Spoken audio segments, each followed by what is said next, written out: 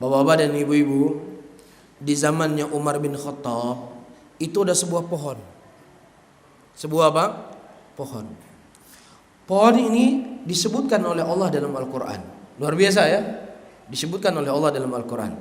Laqad radiyallahu anil mu'minin id yubai'unaka tahta syajarati. Dan sungguh Allah telah ridho kepada kaum mukminin ketika mereka membeatmu di sebuah pohon. Disebutkan dalam Al-Quran.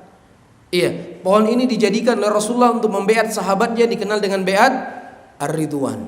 Bapak dan ibu-ibu, kalau seandainya pohon ini ada di Aceh, kira-kira gimana?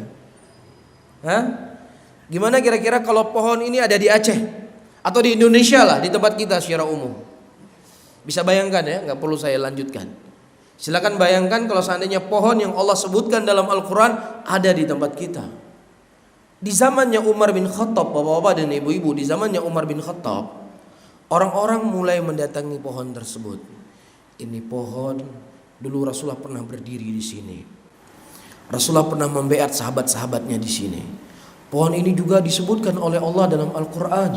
Pasti pohon ini memiliki kelebihan-kelebihan. Pasti pohon ini memiliki apa? Keutamaan-keutamaan yang tidak dimiliki oleh pohon-pohon yang lain. Mulailah mereka beriktikaf di situ.